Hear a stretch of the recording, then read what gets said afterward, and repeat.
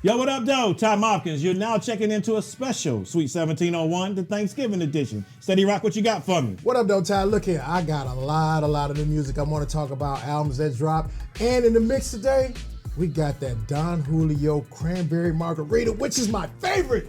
Zsa, what you got today? Listen, I ain't got nothing other than don't put none of them drinks on your forehead because I got something on my brain.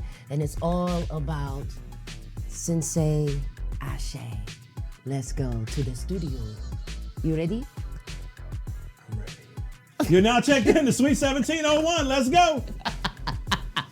Poppin' the Don Julio. Happy Thanksgiving. Stuffing for all. Yo, what's up, man? It's Steve Lobel, a.k.a. We Workin'. Detroit, what up? I'm via New York, though, as you know. I want to give a big shout out to my brother, Ty Mopkins. The 1701 podcast is coming real soon. You better tune in. If not, bam! Yo, what up, though? Ty Mopkins. And now checking in to Sweet 1701 is my brother, John Lepak from Kronk. How you doing, my brother? What's going on, my brother? Man, listen, we're going to talk past, present, and future of Kronk boxing. And I heard a little birdie came in here and told me, one of the bellmans downstairs told me that you got someone that's kind of dissecting and rebranding and relaunching the apparel for Kronk. You know, this little birdie's making its rounds these days, and we got a little guy you might have heard of. We got to save it for the show. It's a knockout episode on Sweet 1701. Let's go. Everybody wants to be on Sweet 1701. What up, yo, Detroit, what's new? Sweet 1701, come through. Ty Hopkins, reintroduce yourself. This couldn't be done by no one else. Steady rock on the ones and twos. Cut sharp like Jalen Rose, hairline, ooh, yeah. Earl Flynn in my Pistons starter jacket. Got a fresh outfit with the Jimmy Smash. Zsa Zsa chose God over Joy Road. Musta kick the energy up in the fridge cold. Oh, got legends on the wall, man. Only sweet with legendary talk. Sweet 1701, put the D in the frame. Where the hustlers wear threads and the legends got game. Talking Pistons while the city hit the blade. Oh, English D on the hat, can't forget the A. BLS tapped in, scammer diamonds on the set. Counts rolling every quote, stitch fresh off the press. DR2 cut clean, no cap, Carter Vince. Every guest bring a thread that connect with success. The grind meets gloss, take it back to the roof. Bitches varsity talks from the kicks to the suits. Mic check from the stool, top it's hot like a toast. It's more than a pod, it's the voice of the coach. This is just not a podcast. This is a production. Let's go. Everybody wants to be on Sweet 1701.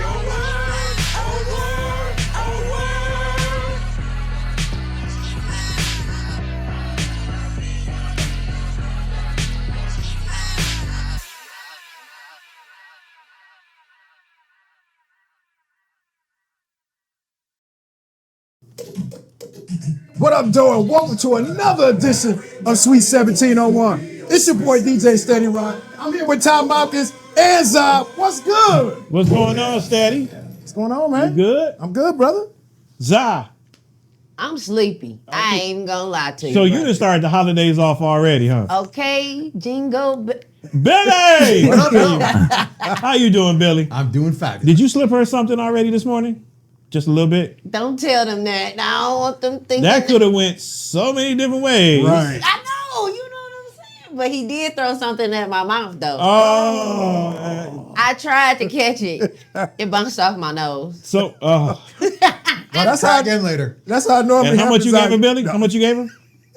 Just a little. All I need is a little bit, just a little bit of this, a little bit of that. Think of that. Say, what you got planned for the holidays? Oh, man. You know, I really don't know. I haven't even played. I know I'm a barbecue. I know for a fact I'm getting on the grill. I went and bought me some baby backs yesterday. I said, you know what? I'm going to make sure I have me some ribs. If that's the only thing that I'm going to have, then that's what we're going to have. I'm But bringing I'm sausages, but I'm taking them with me when I leave. You said you... I'm going to leave some for you. Zah, what did you do last night? Yeah, Because you on... She's in rare form. Right. This is like... First of all, always is. What did you do last night? So I was a facilitator and an engager. You were doing what? A facilitator and an engager. Okay. For dating in the D. Let's do lunch. Dating. It was 30 30-year-olds, 30, 40-year-olds, 30, 50-year-olds, and 30, 60-year-olds. So they had almost 200 people there. Almost. Okay.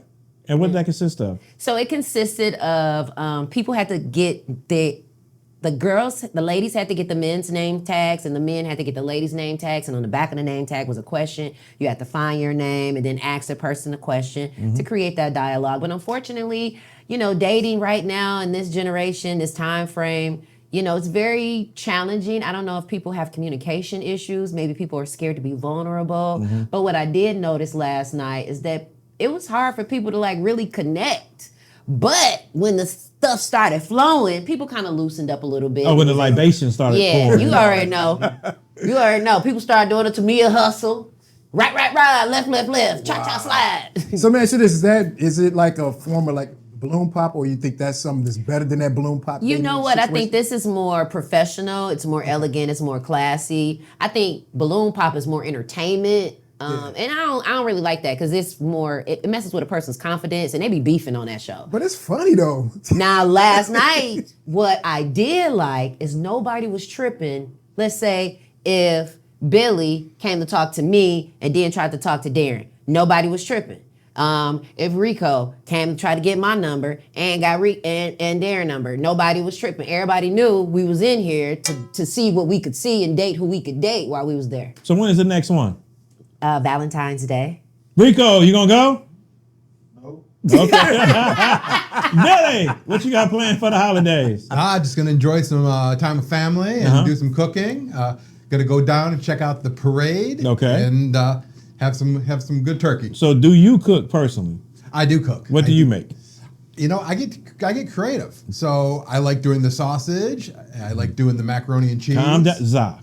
What kind of sausage you make for Thanksgiving? That's tough. I like lots of meat. I like sausage and ham. And oh my God! Go ahead, Billy. Continue. I'm a carnivore, so I like to lean more into the meats. Billy, continue. Zsa. He has the meats. America. God, thank you. America. I just want to warn you. This is a clean show. It is. It's a clean God show. made it. But sometimes the inmates run amok, right? Especially around holiday time. It's a lot of jingle bells and mistletoes and all this, and you get a lot of built up testosterone, whatever the word is. Yes, I need all of that. Give me all of that testosterone. Okay, continuing. Today's guest, right? We do have a guest, so let's be good. Let's be on our best behavior. No. We got you, Ty. My brother, John Lepak. Representing Kronk. We're about to talk about past, present, and future of Kronk. John, how you doing, my brother? I'm doing great, my brother. Thank you very much for having me out today. So I'm sorry you had to do all this and listen to this and you apologize. the behind the scenes stuff that you witnessed and saw. We made John's morning, man. Come on now. But behind the scenes is the scene. Okay. Ooh, say that, John. Big Daddy John. Oh my God! Now you got. John, don't get too geek. She gives everybody nicknames. Don't do that. Everybody is big. Don't do that. Don't know because everybody ain't big. What is Billy's name? Some people's medium. That's small and medium. Some people's medium. Big Boss Billy. Wait, see, steady. Huh? See, I'm gonna get you. John. No, see, John, hold on, no. John, we want to do the interview because this gonna get out of hand. John, tell me a little bit about your association with the iconic Kronk brand and boxing. Well, I started going to Kronk at a very young age. I grew up not far from Kronk on Livernois and Michigan Avenue. And it was easy to take the path right down Junction to McCroy. I am from Detroit. And absolutely. And started as a lot of kids did, just, the intrigue, the interest. You saw Tommy Hearns, all the great fighters from Kronk on Saturday afternoons. And then eventually, as I got older, I made my way down into the basement of the legendary Kronk Gym in the basement of the John Kronk Community Center. The most famous address in the city is what? 5555 McCroy. So let me ask you this. We're going to bring up a couple of names. And I know, how long have you been with Kronk? Well, I first started going, I guess you could say it goes back to the 80s. Okay. I first started to really dabble in training around 88, 89. I started to take it more seriously in 92.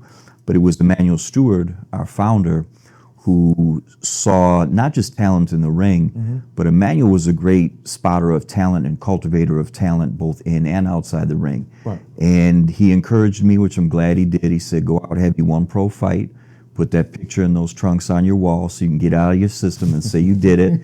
And I look at that picture and those trunks every morning when I wake up. So thank you, Emanuel, for that. Nice. But then Emanuel brought me into the business, and he started to mentor me and teach me the business side of boxing.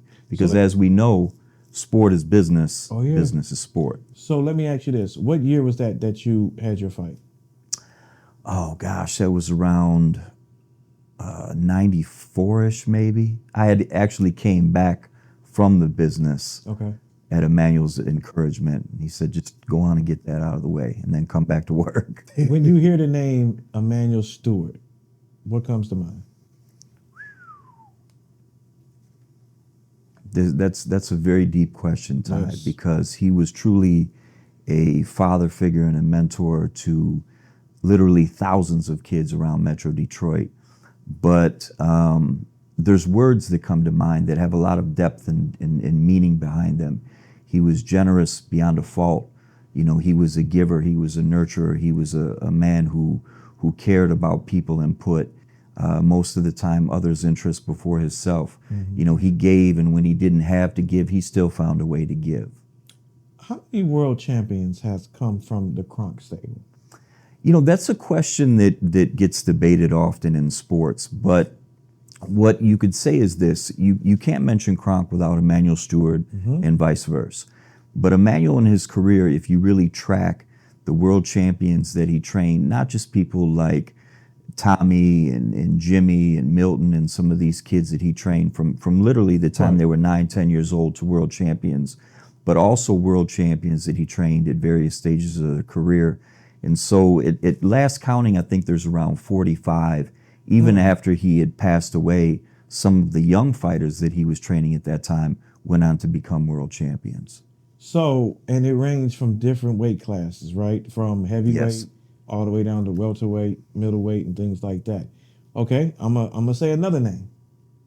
Tell me the first thing come to mind. Milton McCroy. Detroit's first world champion from Kronk, the Iceman. And a lot of people don't know this, but, you know, speaking on sports, Milton was a great baseball player. You know, he could have went pro in baseball, they say. And another interesting fact about Milton McCroy, and it also says a lot about the Kronk system, was on Mark Street on Detroit's east side, you had Milton McCroy, who was a WBC welterweight champion, Jimmy Paul, who was the IBF lightweight champion, Dwayne Thomas, who was a WBC junior middleweight champion, and Stevie McCroy, who won a gold medal in the '84 Olympics. They all four grew up on the same block. And what street was that? Mark Street. Mark Street? Yep. Okay, I have another name. I'm saving a little meat for you here. All right. Hilmer Kente. Wow, Hilmer's just a great guy. A wonderful ambassador to the sport and for the Kronk brand. He works as an ambassador for us now.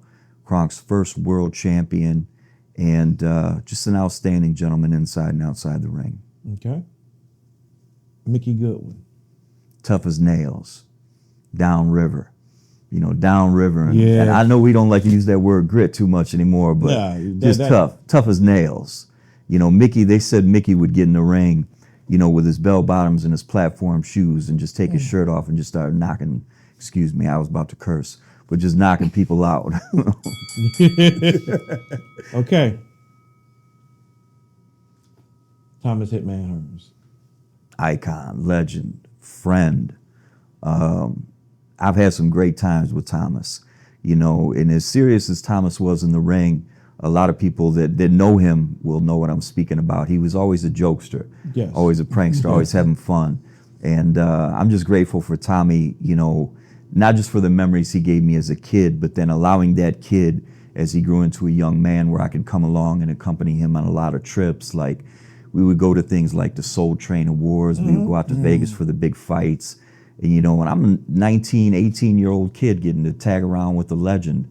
And I just would say that Tommy is somebody who always cared about the fans. And I'll leave it at this. you know, when Tommy would come out of the ring, Emanuel would always tell the story, win, lose, or draw. Thomas's first question was, did the fans enjoy themselves tonight? So let me ask you this as well, because I know we're talking about past, and then we're talking about today a little bit as well too, and then we're going to talk about the future.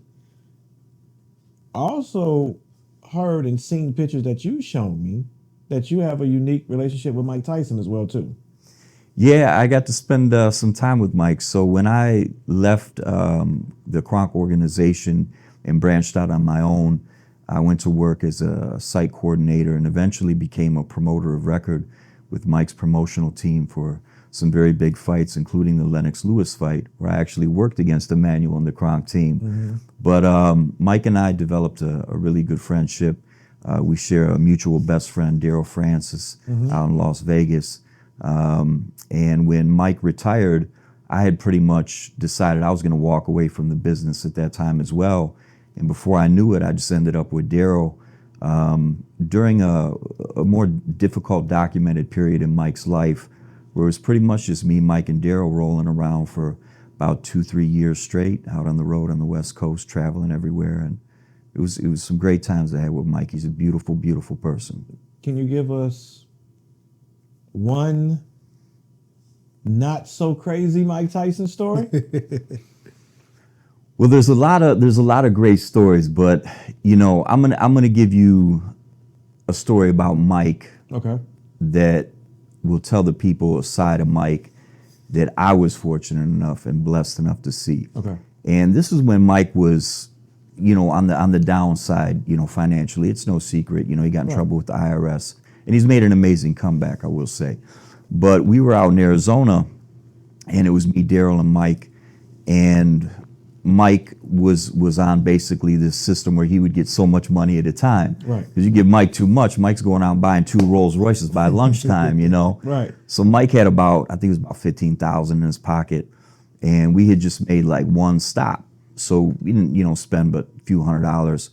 And there was this gentleman sitting on a curb by the dumpster area outside of a Wendy's. Now, if you've ever been to Arizona in the summertime, you know how hot it is out there. It's 100-some degrees. Yeah. And this gentleman was in a wheelchair.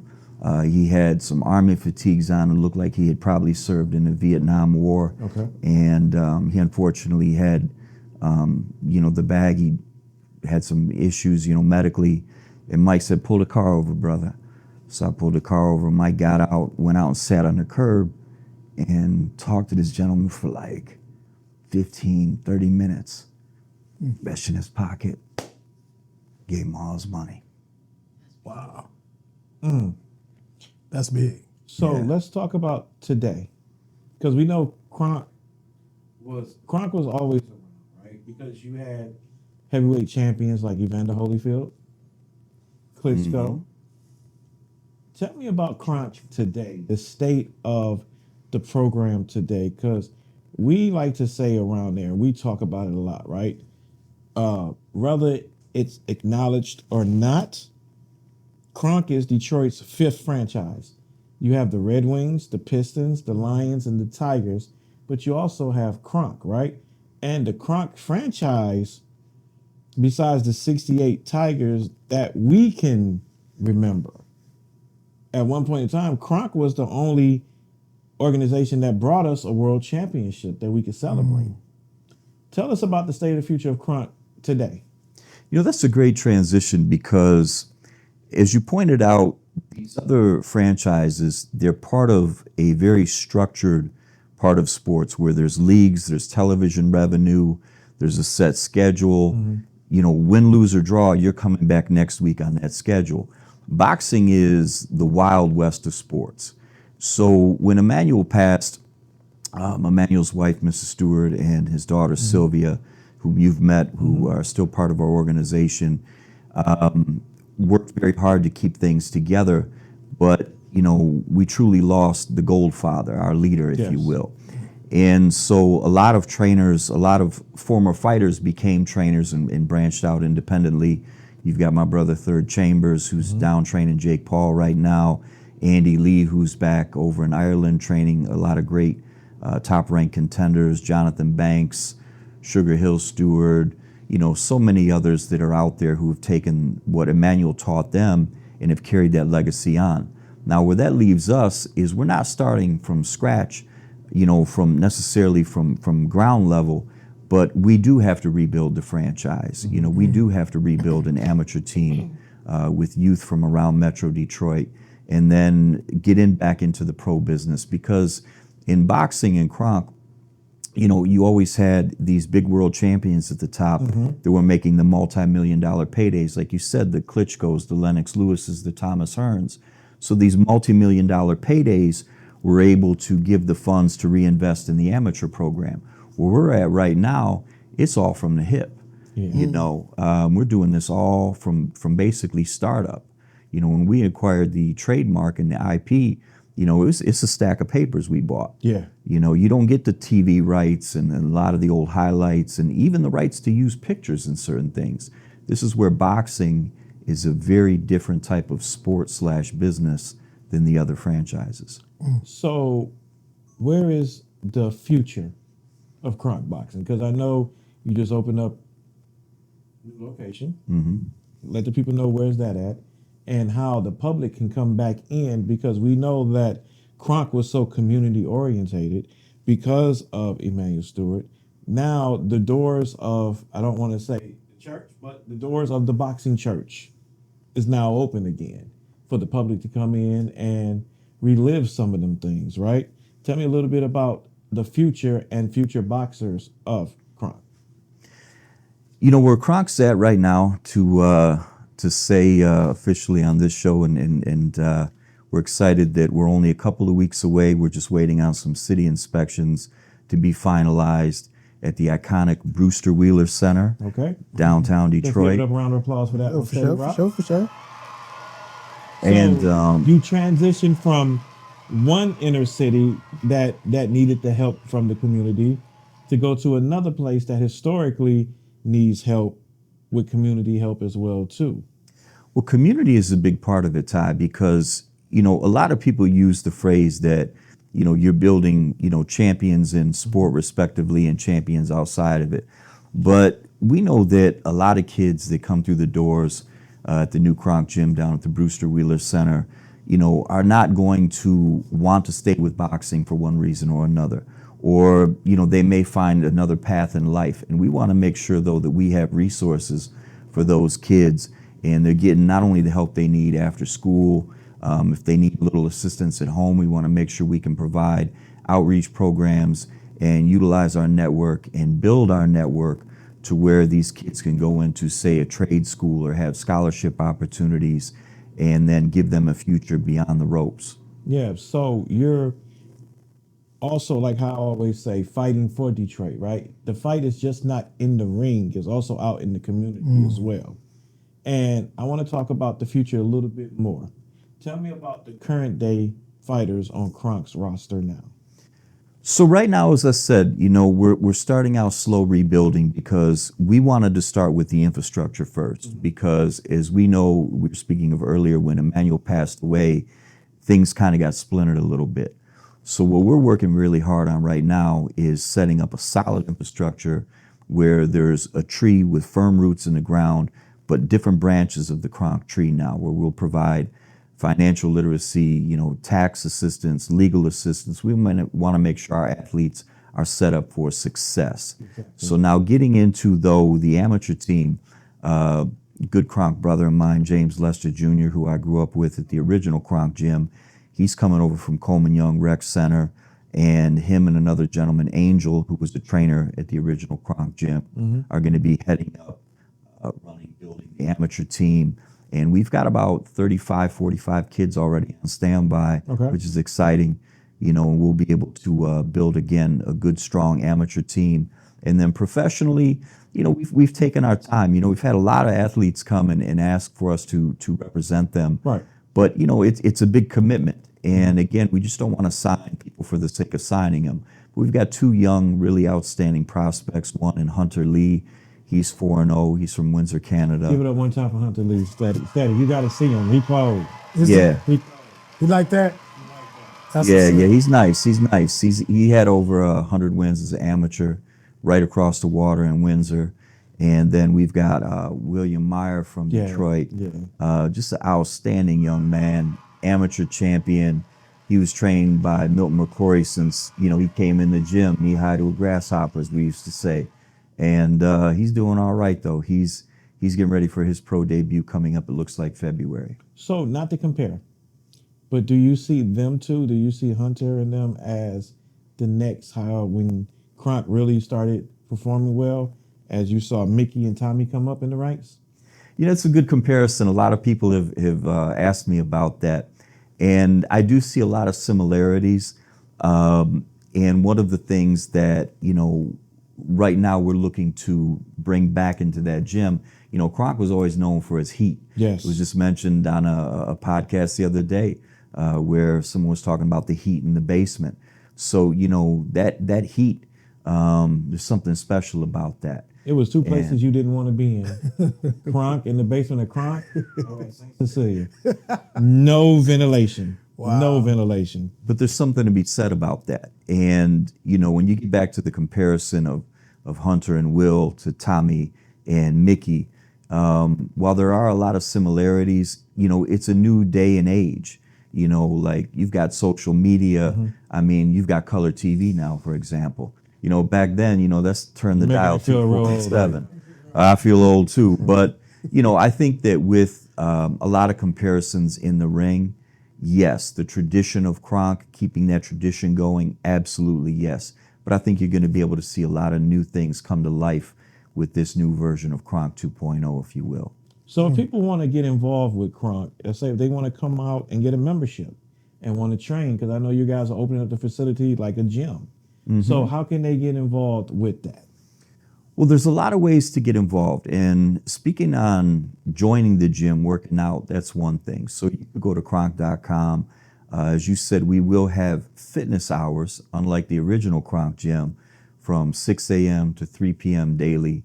We'll have like more structured workout classes that are built around high intensity interval training with a lot of boxing elements. There will be the core training group will be real trainers, including JJ, Hall of Fame Mary Jo Sanders. Oh, will wow. be doing, Mary Jo, my sister, she'll be doing some training as well. But then at 3 o'clock, we close down for an hour, prep the gym, and from 4 to 8, that's welcome to the jungle. Let's turn that heat up, and it's time to get busy. So someone like Steady and Zsa can go in there and get their training on, huh? Yeah, they can, but once, like I said, once that heat gets turned up, I don't want to get knocked out. yeah, we're cooking with hot grease. A couple times he almost got knocked out in here. A couple times, So I'm gonna ask you a couple more questions. I'm gonna open the floor up for Steady and Zsa. What is your favorite Kronk fight of all time? I would have to say probably the Thomas Hearns Sugar Ray Leonard rematch. Okay. Because it was such a devastating defeat, not just for Thomas, but for Emanuel, for the city of Detroit. Yes. There were stories that still circulate today that people mortgaged their houses away to bet on Tommy in the first Ray Leonard fight. Mm-hmm. So Tommy carried all that weight, and don't think for 1 second he didn't. He carried that weight with him for all those years until he got that rematch. And when he did, again, it was two, as they say, aging gunslingers. Right. Going out in the middle of the street to shoot it out one last time. And even though they scored it a draw, Ray did admit that Tommy won that fight. And for me to see Tommy, everything he went through, the ups and downs in between, but to finally get back to that rematch and perform at that level, at that age and stage of his career, that's my favorite. So tell me what's next for Kronk. So I hear, right, word on the street, right? The bellmen downstairs, they've been talking all about it. They've been seeing a lot of things. They've been seeing me wear a lot of Kronk apparel, wear that too. Where is the state of Kronk apparel with you guys as of right now? So apparel, Kronk, Emanuel Steward was always about fashion. Yes. You saw Emanuel out, he always had the shoes, City Slicker. He was looking good, the pocket square, always. Emanuel in the Rolls Royce, Emanuel was dead sharp. But Emanuel took fashion and was one of the first to truly bring it into the sport of boxing. Yes. And if you look at a lot of the great photos, which we've looked at recently, right. You see Emanuel have the satin jackets, and Emanuel was always about style in boxing as well. So we've started to rebuild the merch department, but we started out with a lot of the classic, the original designs, you know, and merch has been going really good. But then, you know, we had some internal discussions and talked to a mutual friend of my brother, and looks like we got a little something cooking. And now we're going to get back into more fashion statements like Emanuel Steward I mean, it's only right we pay tribute to Emanuel and the fashion sense of him and the city of Detroit. Absolutely. So I want to open it. Well, coming soon, hopefully by Black Friday, you'll see some of the Ty Mopkins front collection. And I'm telling you, we took it to a whole new level. It's not your traditional workout gear. It's more fashionable. Nice. So get ready. It's going to be available on Kronk.com. You already know. And you can go there right now and still get merchandise and all that now. So what I want to do now is open up the floor a little bit for Steady and Zsa. I know they got a couple questions, and Billy.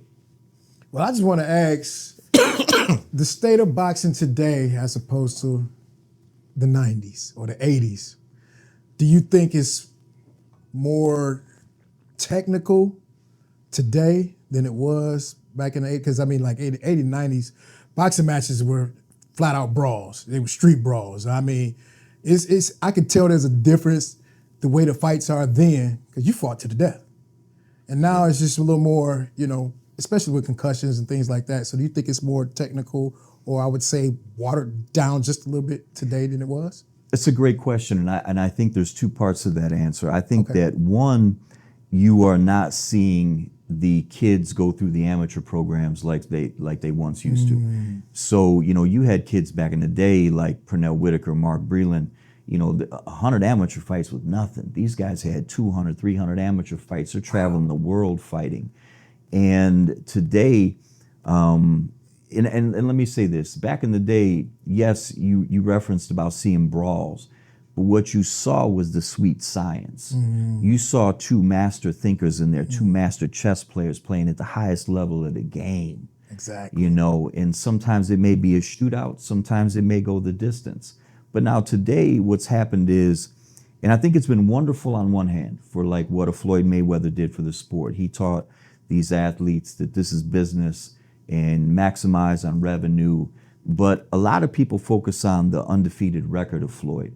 People forget just how hard he didn't stop working even when he was undefeated, making $100+ million a fight. Right. He still trained like he was 1-0, 10-0. Wow. So unfortunately though, as I was saying, I think a lot of fighters saw the accolades and the earnings and the undefeated record and say, oh, I want that, but they forgot the recipe that it takes to truly get there. Talk your talk, man. Zsa, what you got? Man, I want to get in the ring right now. Just cause. Well, We already talked about this already. well, yeah, y'all John, talked got off something. camera, yeah. We got some things cooking, okay? But, you know, I love the fact that you want to give back to you, because young people is my sweet spot. And having a 22-year-old son, he always wanted to box, right? And I remember being at McKenzie, and there was a student there, and he was a boxer. And, you know, you don't really know, because you're fighting. And I remember boys trying to, like, pick with him. And when you're a boxer, you can't fight for real because you might go to jail because now you're a trained athlete. And he would tell people, like, I can't fight you because if I fight you, I'm going to beat you up. Cedric Boswell? Huh? Cedric Boswell? I don't even know what his name was. Okay. He was dark-skinned, he was short, he went to McKenzie. No, Cedric's bigger. Graduated, what, 2001? But nevertheless, for the young men, how is this going to transition their lives? What benefits when a mom or a dad says, you know what? Okay, Kronk, what's different than the Boys and Girls Club? What is my child going to be when they leave from there? Are they going to be more aggressive? Are they going to be more angry? Are they going to be beating people up? Especially being from a city where we always fight. No, it's actually quite the opposite. It takes the aggression out of the child and allows them to funnel that in a more positive direction. Yeah. You know, in boxing, and there's some great gyms around Detroit. You know, you've got Coach Mo at Hype over in Dearborn. You've got Tony Harrison at Super Bad. I could go on and on. So it's not just about Kronk. Yeah. It's about you have mentors in the gym that walked in those kids' shoes in their own generations, just like me, and just like those that came before me. So when we get a kid in the gym, it's not just about, oh, go in there and search and destroy. No, it's about search within yourself. You know, as we were talking earlier about, it's almost like how martial arts necessarily isn't just about the combat, it's about the art. And I look at the same thing in the sweet science. You know, kids can benefit a lot from coming into a boxing gym. It's not necessarily about winning the Golden Gloves or making it to the Olympics. Yeah. Boxing provides an opportunity for camaraderie, for getting to know oneself, believing in oneself, knowing that you can count on yourself when you're backed into a corner and you got no place else to go and you got to get yourself out of there. Boxing teaches young men and women these very attributes that help them grow through life. And for example, you know, we were talking about Emanuel Steward earlier, and I'll say this, there's not a day that I don't wake up where I don't apply a lesson that I learned from my years in Kronk and around the sport of boxing into whether it's my personal life, my professional life, or like when I woke up and it was Emanuel Steward who actually taught me how to shave. So our boxing trainers are amazing mentors as well. And that's so needed and necessary. You know, I know growing up, Kronk was like a village. You know, especially now that you put it back into the Brewster Projects. My stepdad, he's from the Brewster Projects, and that's all he would talk about during that time frame. And it's a beautiful thing when you have those, like Ty talked about, those iconic Detroit moments or brands that you know have some foundation and potential to it. Now, you know I'm a lady, and I'm trying to get up in here. And the game of boxing has changed tremendously for us as women, and we've become a lot more respected in sports for men. What is that like for the men coaching women and developing those relationships, and how boxing has transitioned for us as women? I think it's great because, and that's a great topic, because I had the honor and the privilege to work with Layla Ali for 4 of her fights early in her career. Wow. And later in her career as well. But we had a great relationship. So it was amazing to see her come on the scene and really take it to a level it had never been before. Yes. Now, speaking about today, you have, you know, individuals like Clarissa Shields, you know, gotta love what she's doing for the sport. Okay, we love you, Clarissa, girl. And Amanda Serrano, and this is where I give a lot of credit to Jake Paul. Controversial name in the sport, I get it. But, you know, Jake has done a lot of beautiful things to support Kronk, so shout out to Jake and his entire team. But Jake has also done some amazing things for women's boxing. He's created all-time high paydays. He's been able to put people like Amanda Serrano and Katie Taylor on platforms like Netflix. Ooh. You know, and I mean, think about that. A young girl growing up who may be a little shy, be a little timid. No, you can get on up here and do this yourself, you know, and learn. It doesn't matter. Like Mike would say, black, white, candy stripe, boy or girl. Okay. You know, you can get up there and do your thing. And like will. And you know, candy stripe.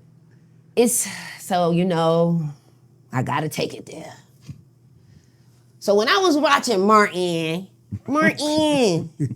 and he was in the ring, and he got beat up, and you know that's a, you know, Detroit-based show, right? And that was an iconic moment for our city, for sports, to see Martin Lawrence get beat up by Tommy Hitman Hearns in the ring, and you know he Do that had move again? Tommy Hitman Hearns in the ring, you know. And I look at that, and we look at it and we say, oh, that was funny. But in real life, that really happens, where, you know, you're training your body to its optimum ability to really get in and go to fighting. But you also have some of those challenges where you will get hit, and getting hit a lot of times. How do you help prevent or just prepare, you know, these young men and women and adults that want to take boxing serious, and they're not recognized as more than just you punching? It's a great question. It's a great topic in general. And I was there actually for that filming of Martin. Yeah, it was Frankie Lyles, Tommy, Jakarta. I think Pepper might have been with us, maybe Ramsey. But yeah, those were great times, you know. But I would say this, that boxing I hate to reference that scene from the movie Rocky, but there's that famous part where he's talking to his son who's now coming of age and growing out of his father's shadow. And, you know, Rocky's talking about nobody's going to hit as hard as life. And that's true. Mm-hmm. You know, it's a movie, but there's a lot of truth in that particular scene. And again, boxing will prepare you. And just because you're not successful in the ring, boxing will teach you, you could, like I said, take these same lessons and use them in life, because every day we're fighting for something. We're fighting for our health. We're fighting to pay our bills. We're fighting sometimes just to snap out of a funk sometimes. Ooh, you ain't lying. And, you know, when that ref's sitting there counting 8, 9, excuse me for saying, but you got to get your ass up off that canvas and get back in the fight. Come on. That's right. Oh, you sound like Mickey over there. Okay. Billy, you got something? Yeah, you know, this sounds just an amazing opportunity to rebuild this village to a city and everything. And if there's youth or their parents that are interested in connecting with you and getting involved, what's the first steps they should be taking? I appreciate that question, because I think that we're going to have plenty of kids that are obviously looking to come down and come in the doors and check it out. But we want the parents to be involved, because part of what built Kronk was parents' involvement. You know, you had the parents packing the lunches, the parents driving the kids to tournaments, the parents there cheering the kids on. And, you know, believe it or not, boxing is looked at as such a brutal exchange, if you will, in the ring, you know, when you're going at it. But you'll find that a lot of the parents actually get along because they grew up together, their cousins went to school together. So you'll find more harmony and peace and unity amongst parents in the boxing sport than sometimes you will at these high school football games where it seems like World War III going on out there. So parental involvement is going to be big. You'll find that a lot of the young amateurs that come through boxing, the overwhelming percentage of them do come from single-parent households or guardianship situations. So we want to be an extension of family, you know. And I think I speak for all gyms in Metro Detroit, not just Kronk, when saying when you come into a boxing gym, you become part of not just a team, you become part of a family. And also to tail end on that, we're looking to get involved with anyone out there in the community, community leaders, business owners, business leaders. We're going to need your help. We need partnerships. Like I said, we don't have Lennox Lewis that's making $25, $40 million a fight to help, you know, seed money and fund the programs for these kids. And we want to make sure our kids are able to get up off the block, get out of the neighborhood, and go on trips to places, not just like Chicago or maybe to Miami, but no, go to Ireland. Come on. Go to the United Kingdom. Talk to me. Go to the Bahamas, go to Jamaica. And these are all realistic things that we're working on. But again, we're going to need support and we're going to need assistance. I love that. So, John, tell them where they can find more information, because I know the grand opening hasn't been announced yet. But for now, give them the social media handle. Rico's going to put it on the screen as you say it. All right, so Kronk.com, Kronk.com. You can always email us at info@Kronk.com. Our social media handles are Real Kronk Gym. Instagram, X, I still call it Twitter. We've got I don't dabble in it. I made a mistake and went on there one time and it's X all right. It's triple X. Oh my God. Yeah, that's the pre-show segment that Ty's referring to right there. I think this is a clean show, my brother. Yeah, Twitter is now triple X. They should change the name of it, because if you come across one, your algorithm is gonna change. I know, because that's all that's in my algorithm. Whoa. Again, the differences between the Mickey and Tommy generation and the Hunter and William generation. So I know we always talk about Kronk, like we said earlier, Kronk being the fifth franchise. Yes. We're going to take a small commercial break. We want you to stick around for the rest of the show. We're going to get into sports with the other 4 franchises. And it got a little heated on some things. I kind of aired some things out. So we got Say It With Your Chest with Zsa. Then Zsa do this thing called Jesus Over Joy Road.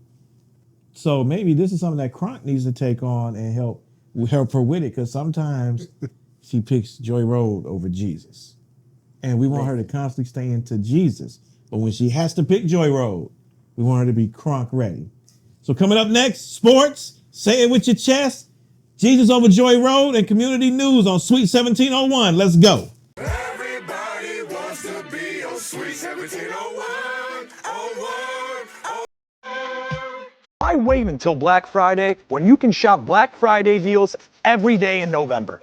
Save up to $500 on Tempur-Pedic or up to $900 on Stearns & Foster, and our best deal yet for a limited time on a Sealy Posturepedic mattress.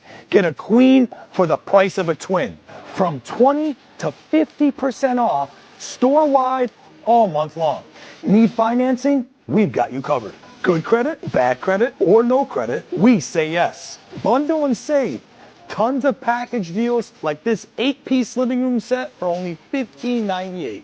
Or this exclusive immersive sound seating with a free 75-inch TV. Don't wait for one day.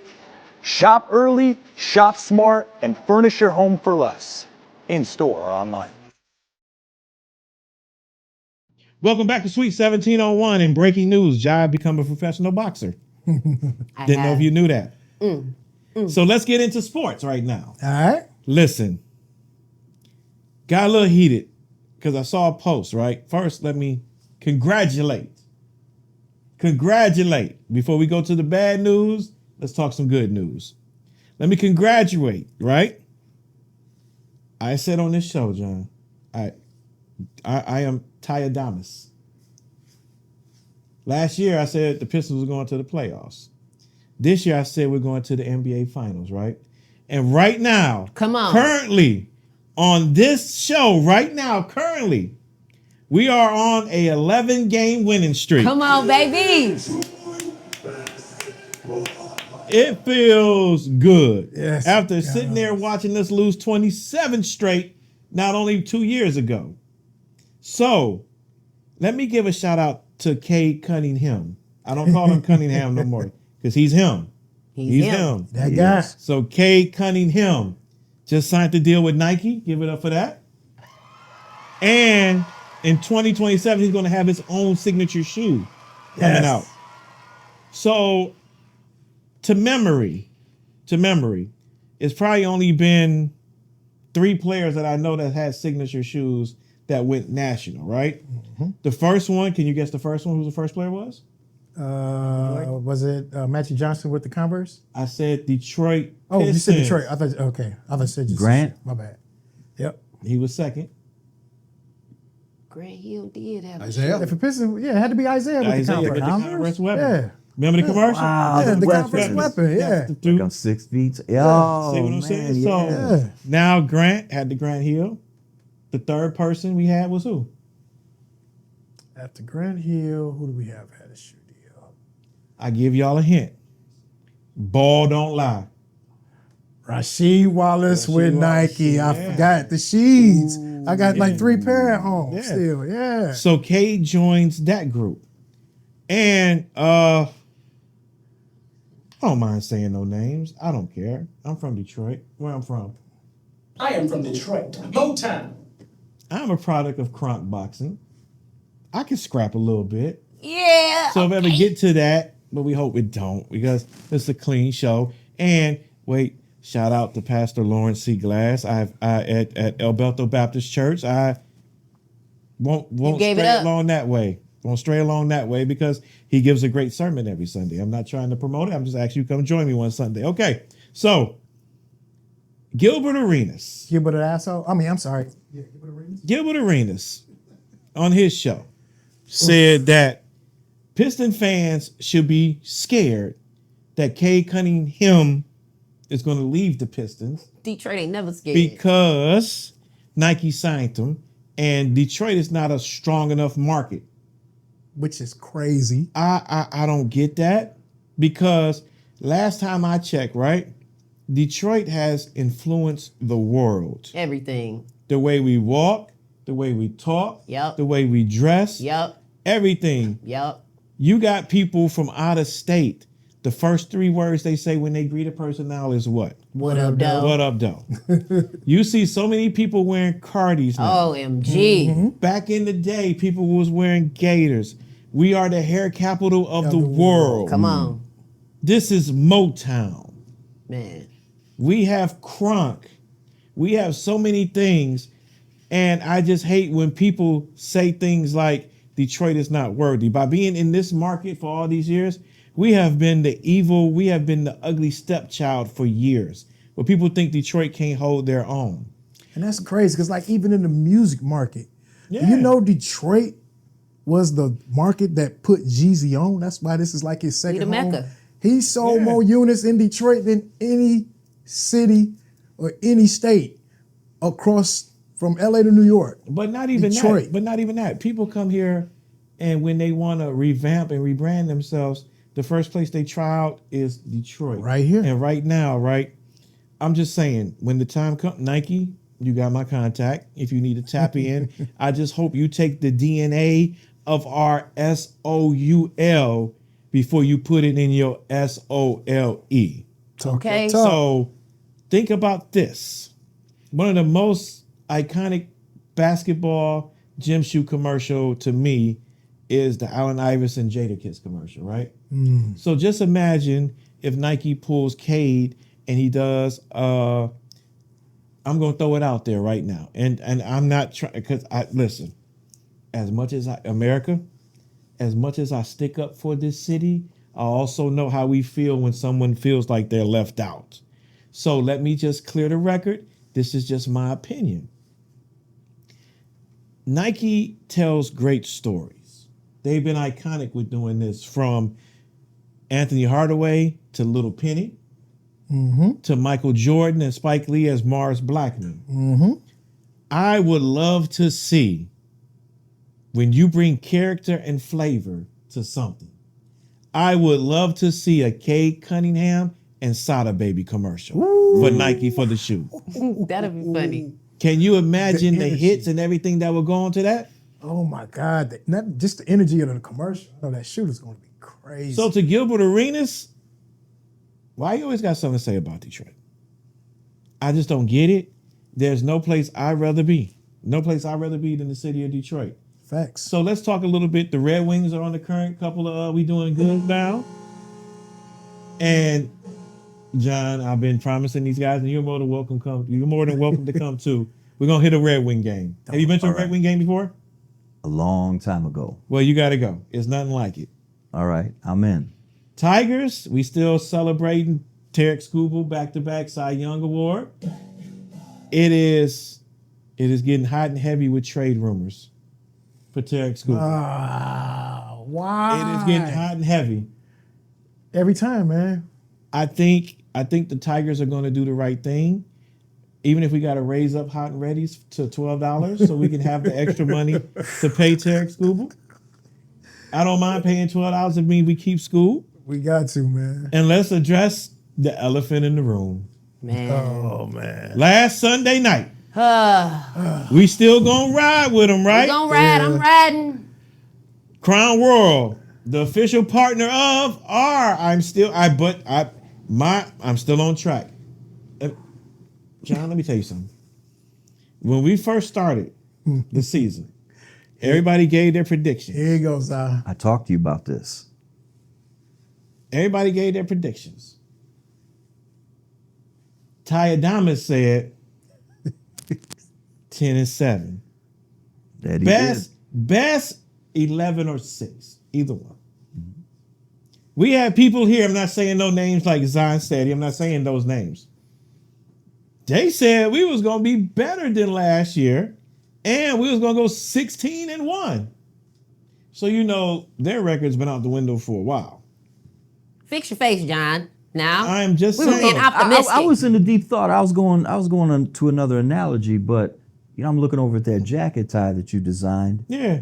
And if you remember off the back-to-back, a second season didn't start out too good either, did That's it? what I'm saying. So that's why I said, don't worry. We are still going and winning the Super Bowl for the Super Bowl champion Detroit Lions. Let's go.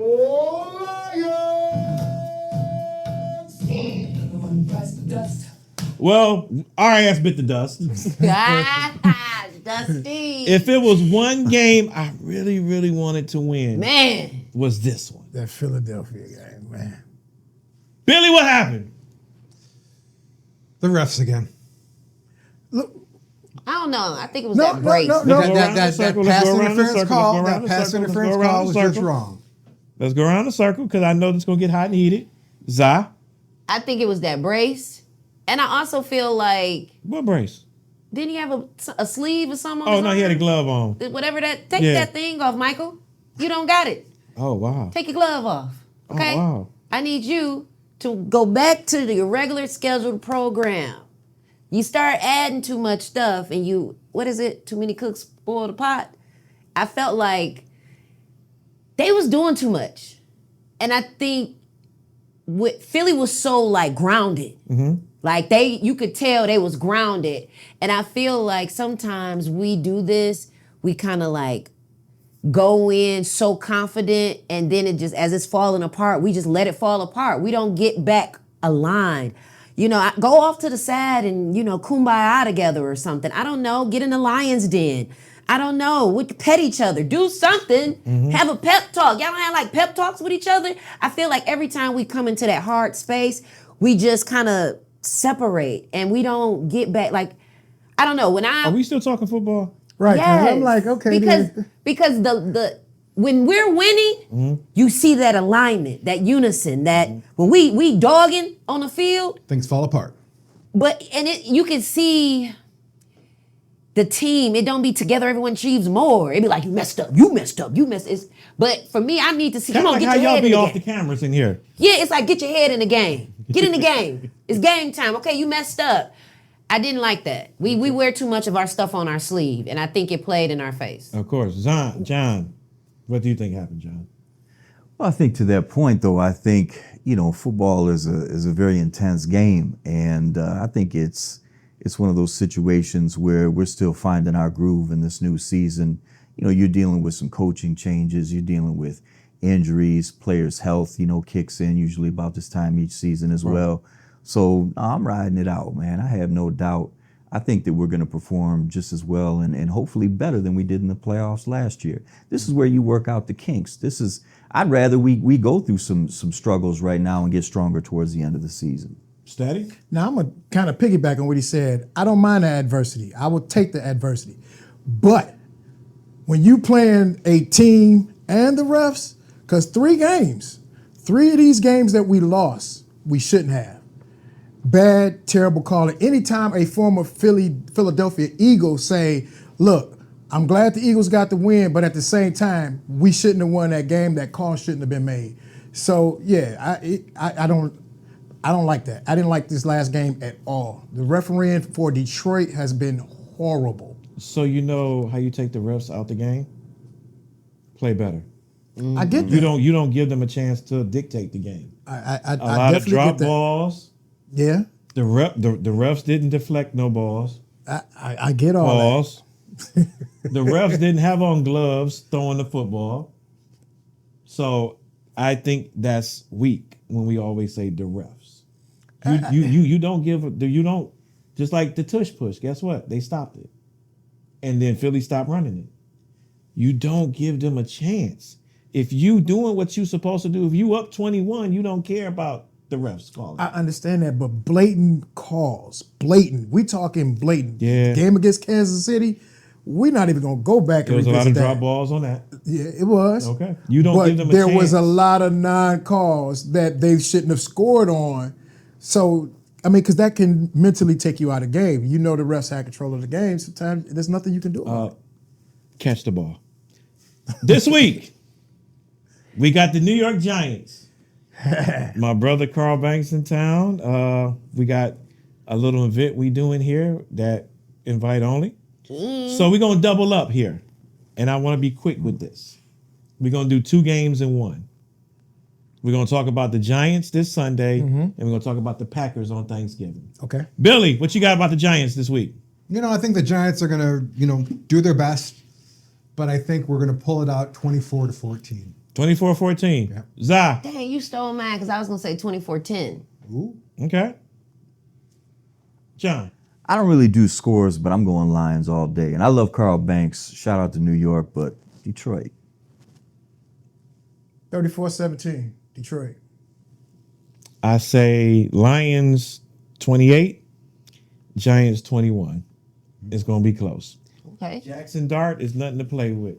I love Jackson Dart. Now let's fast forward Thanksgiving. Lions and Packers. The rematch from game 1. Man, that's gonna be That y'all deep. still got the Lambeau Field taste in your mouth. Billy. It's Turkey Day. Lions are going to be 34, Packers 21. Okay. Thanksgiving. Thanks for giving us a win, Lions. I'm gonna say 34-21. John? Detroit all I know you're not giving us no points. Go I ahead. give you no John, make it points. quick. That's my thing. Steady. Lions by a field goal, 31-28. America, cover your ears. I think this is another game we may cough up. Listen. Oh man. We still gonna win the Super Bowl. Was this on your original 6-7 loss prediction? Yes. Really? Yes, it was. We never really win on Thanksgiving. We always seem to fumble the ball on that. So I love my Lions, and I hope I'm wrong. But I see the Packers getting with us. I'm not going to say a score, but I see them getting with us. And we want y'all to get with us after this next commercial break on Sweet 1701 because we got the Sweet 1701 mix. Steady Rock got music news. Zsa gonna say it with her chest. Jesus over Joy Road and community news on Sweet 1701. Let's go. Everybody wants to be on Sweet 1701, 01, 01.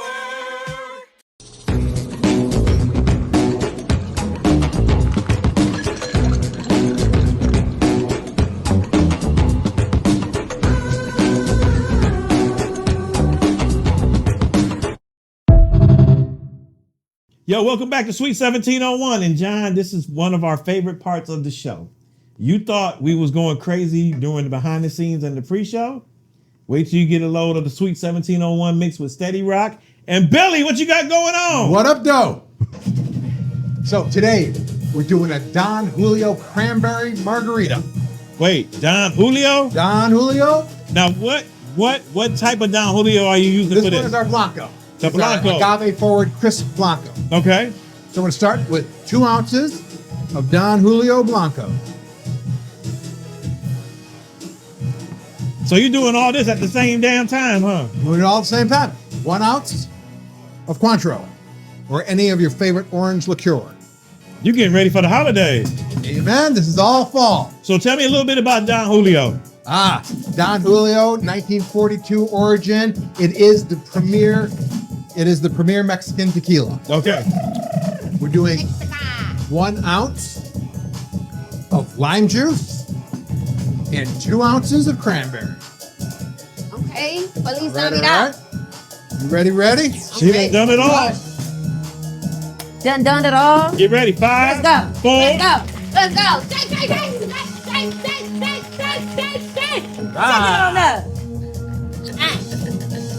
Done mix it all. Done mix it all. Done mix it all. And mix it all.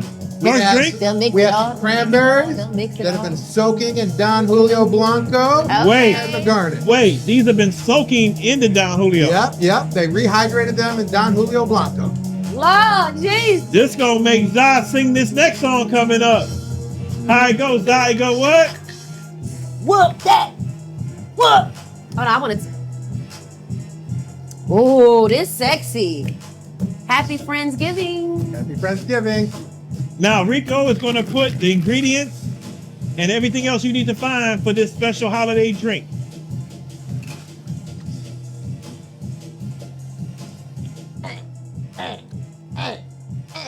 We in Sweet Billy is taking it with 1701. ease now.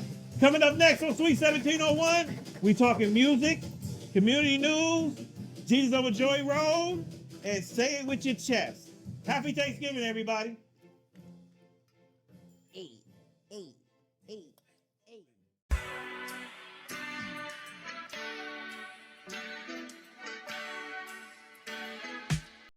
We're divorced today. In 12 years, you haven't given me not one child. Did I tell you Peter went through this prenup meticulously?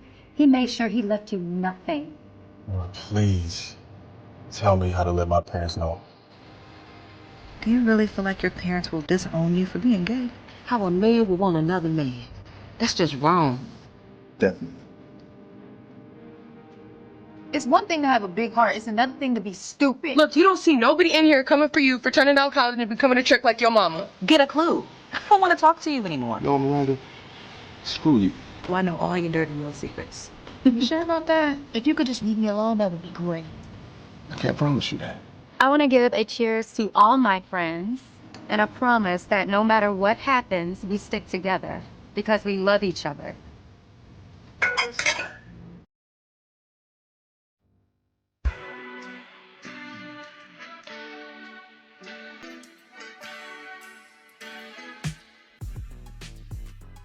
Welcome back to Sweet 1701, and everybody is in the Thanksgiving spirit here. Everybody's laughing and festive and having drinks and got cranberry balls in their mouth, and everything is going good here at Sweet 1701. Coming up next is music. Steady Rock, what you got for us? All right, man, we're going to kick it off like this, man. Daz Dillinger was officially kicked off of death row by his own cousin, Snoop Dogg. Whoa. Now, even though they had a laughing moment about it, but basically, Snoop was asking Daz to sign over his publisher rights. And Daz was like, nah, I'm not having that because owning my own publishing is more than being owner of a label. So, yeah, he was like, nah, he wasn't having that. Sad So part, he's off of death row. yeah, he's not signed with Death Row. Okay. For the second time. And Daz said he ain't coming back after this time get kicked off. Okay. Sad news is my boy Price from the Fugees. You know, he was convicted last year of he's convicted of alleged involvement in international conspiracy scheme. What? So yeah, he was sentenced That sounds like 15 years. to 14 years.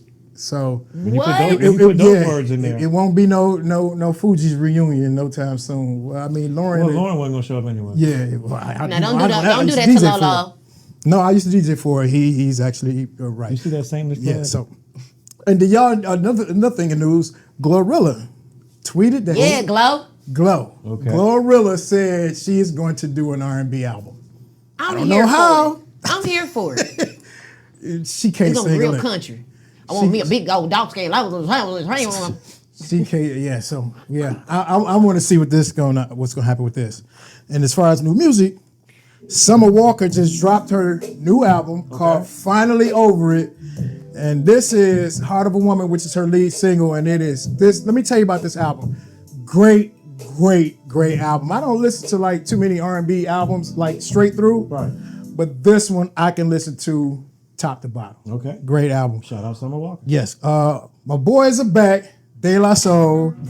This their lead single called The Package. Okay. They just dropped their new album entitled Cabin in the Sky. Okay. So big shout out to De La Soul. You know, they doing their thing.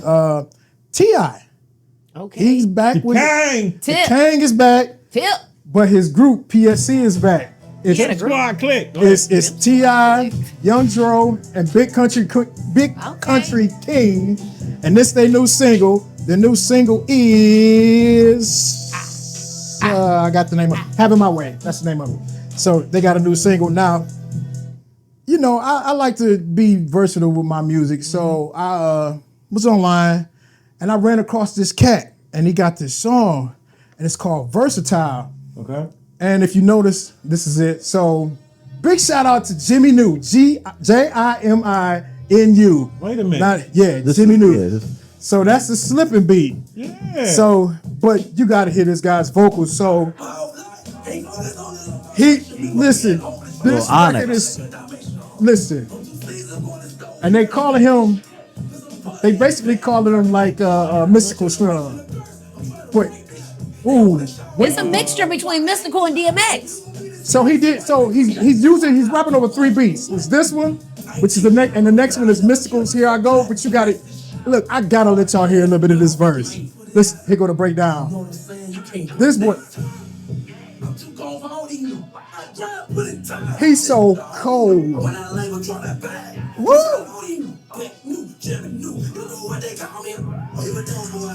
Okay. So now, is it that? Oh my God! Is it that it's dope, or is it that it's we just nostalgic. miss DMX and we miss Mystical. No, Jimmy New vocals, his verse, I mean, his spit game is crazy. I understand what Crazy. the spit game could be like. The but nostalgia of it. You also know that Boy didn't get a fair chance when he came out because he sounded just like Biggie after Biggie died. What was my Shine. name? Shine. No, not even Shine. It was the other guy, heavyset guy from the West Coast. And they was like, this guy sounds just like Biggie. Back at that time, I remember Shine. It was somebody, Gorilla somebody. Cause didn't he had a song? Whoa. Yeah, that's No, Shine. that That was was Shine. Shine. That was Shine. That was Shine. That was But Shine. no, I don't think Shine sound like Biggie. He did. He No, I don't think he did. actually, he sounded like Biggie. Like that's where we were when that dropped, Bad Boy dropped. That's who we were all comparing him to in the game. We was Okay. like, he sounded like Biggie. So also with my continue with new music, big shout out to Jimmy New. He's from Florida. So since I was on this Florida kick, I came across Swerve 305. Got this song called All Up in It, and listen, there's some young hungry artists out there that's getting it. So this is his new record. Want to shout him out, Swerve 305. It's dope. Me and my family, we supporting this. The core DJs, we own it. So speaking of Florida, and matter of fact, Swerve 305 was on Love and Hip Hop Miami. So since we talking about Love and Hip Hop Miami, there is a new group called RSVP, and they have a new song called Lay It Down. Now, RSVP consists of Ray J, that's the R, V, Bobby Valentino, S, RS, S is Sammy, V, Bobby Valentino, and P is Pleasure P. And they all right. They made a group. They got a group. Actually, they've been out before. They did music before. They just came back to this, and this record is picking up and getting a lot of traction. So that's big shout out to RSVP. I like this record. Lay It Down. I really like this record. Okay. So moving on, Dr. Dre on this album, we're gonna talk about notable albums that was released within the last 2 weeks. Dr. Dre 2001 album was released November 16th, 1999. Ice Cube's The Predator was released November 17th, 1992. Tony Braxton's More Than a Woman was released November 18th, 2002. LL Cool J's Radio album was released November 18th, 1985. Now, we all know that was an iconic. What was your favorite record off of that album? Dear Yvette. Which one? Dear Yvette. Dear Yvette, that was one of my favorites. But Radio was like my classic. Well, yeah, because especially when we saw it on Crush Groove. All right, yeah, we got a lot. It's a lot more albums that came out. I mean, I'm gonna just run through these real quick. Bruno Mars, 24 Karat Magic, released November 18, 2016. Tevin Campbell's debut album, Tevin, Tevin, was released November 19, 1991. Rihanna's Unapologetic album. Yeah. Kai Khan.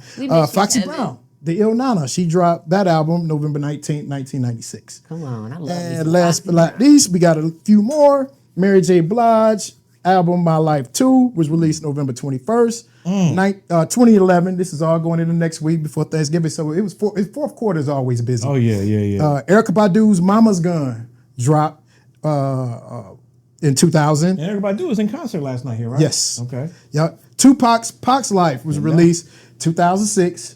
And last but not least, Jay-Z's Kingdom Come, which was the follow-up album to the Black Album, which he said the Black Album was his last album. It wasn't. So he came back with Kingdom Come, and the only song that I kind of liked out there was Hollywood with him and Beyonce. Okay.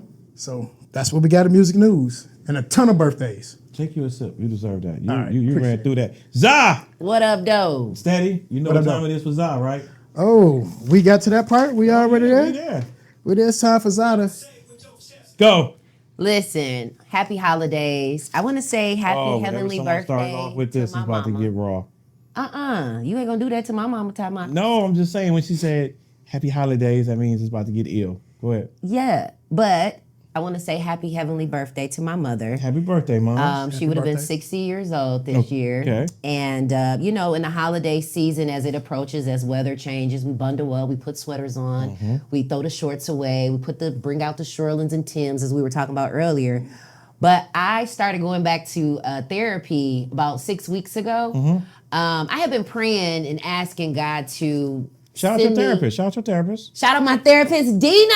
There you go. Dina, girl. Girl, you was the baddest therapist ever, and she black, and she's a young lady, and I love her so much. One of the things that I believe that therapy does for me, it helps me walk out my Jesus versus Joy Road moments. Okay. So that I stay out of jail. I don't want the JJJ, but if y'all run that PPP back, let me know.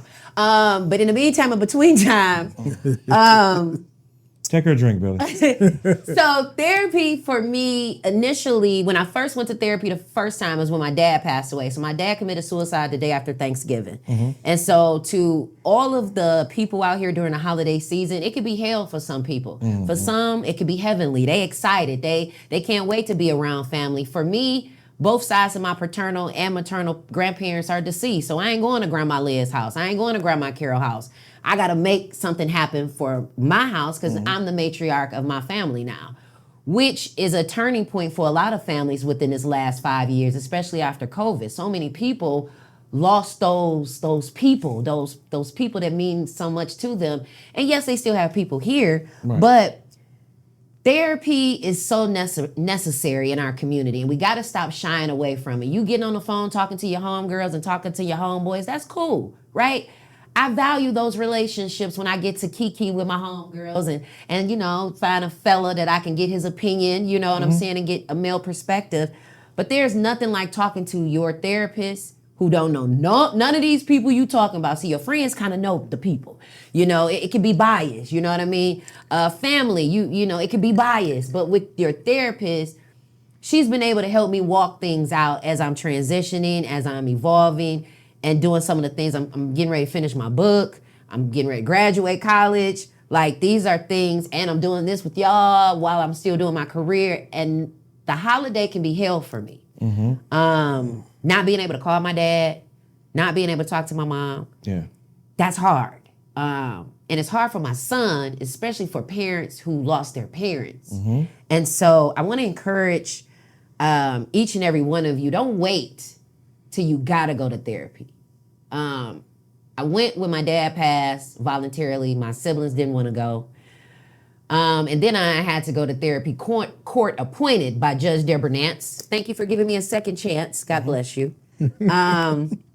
So when I had to go to the court appointed therapy, it was resistance. I didn't want to. I was made to, and I didn't want to go to jail. Right. But this season in my life, I'm doing it intentionally. And I think that you can't smoke it away, you can't drink it away, you can't sex it away. You can't party it away. You got to look you in the mirror and deal with you. And so I'm encouraging you. I'm saying it with my chest. Go to therapy. And see, with your chest. that's so true, right? Because depression will wait on you. It'll let you go out and get all these distractions. Oh, go ahead, drink, have a good time. I'll be here waiting. Yeah. Oh, you about to smoke? Go ahead. When you come down, I'll be here. Come on. Oh, you having fun today? I'll be here tomorrow. Yeah. So I think it is important, and I salute you for going to therapy. Yeah, I'm super excited. And the crazy thing about it is I prayed about it, and I was very intentional. I said, God, I want somebody I can trust, somebody that that's, you know, has wisdom, godly wisdom, not just paper wisdom. Not, okay, you didn't just go to school to be a therapist. What do you have in your spirit that's brewing that could really anchor me and take me to where I need to go? So shout out to you, Dina, and shout out to all the therapists out there that got to listen to all us crazy folks. We appreciate you. Community news. So listen, y'all, they done cut off our bridge cards, y'all. They done took the food stamps from the people. And I grew up on food stamps. The green food stamp, the brown food stamp. It was a purple food stamp. It was a purple one, yeah. I think the $5 bills was green. the purple. The green was the 10. Which one was the red? Oh, yeah, it wasn't red. So I'm really appreciative to, shout out to Detroit, the city of Detroit. We have SNAP benefits where you can find food. All you have to do is download the link for the city of Detroit. That way you can find any of the food distributors throughout the city of Detroit. You don't gotta go hungry. Don't sit up there with your family. Don't sit up there with them children acting like you too prideful because you ain't got no money right now. Listen, Detroit is a city of starving stars and hungry hustlers. And you're not gonna be any less because you're in need, okay? And so we got a food pantry happening every Saturday for the Islamic Center of Detroit. That's on Tireman 14350 Tireman. It's going to be on the screen. That's every Saturday from 2 to 5. Go up there, get you some food. Don't be so prideful. Pack your patience now. Don't get up there with no attitude and you getting something for free. Be nice. Say thank you. We got to get in the habit of having some manners. Thanksgiving turkey giveaway, November 24th on Monday at Brennan Pool. Y'all know that's in my hood, Joy Road. So y'all, if y'all ever been to River Rouge, you know where the pool at. They're giving out turkeys. And then, of course, the knockout. There you go. There you go. Right? This Saturday is going down at 1 p.m. I want y'all to come out. If you, we're going to talk about it on our stories on social media, but when y'all come out on Monday and see the show, you will hear and see how we have given out so many turkeys. Listen, Kronk is giving out turkeys. They're doing a senior Thanksgiving, and we going to hang out with some of our seasoned Detroiters, okay? And we're going to give back to our community, and they need volunteers. So if not just today, any day, go up to Kronk. They might need you to sweep, mop, put some tissue somewhere, help somebody with some homework. Don't wait till the holiday to give back to your community. Giving back should be something you do every day. And then, of course, you know we got to bless the block. You know it. Gotta do what? Bless the block. And the baby did what? Yeah. Okay. One block at a time, one family at a time, one feast at a time. We're going to be at Sips on 6, 6 Mile. Say that 5 times fast. Sips on 6, Sips on 6. Oh, I tried. Sips on 6 Mile, right before Livernois, between Wyoming. We're going to be giving out turkey dinners, dressing, macaroni and cheese. They're going to be doing free haircuts, giving away clothes. If you got natural styles, they're going to be doing natural styles. So feed the city Sundays. We going to be outside. So we giving back to the community. And so, yeah, I want you to come out. And no, Gleaners Food Distribution Day.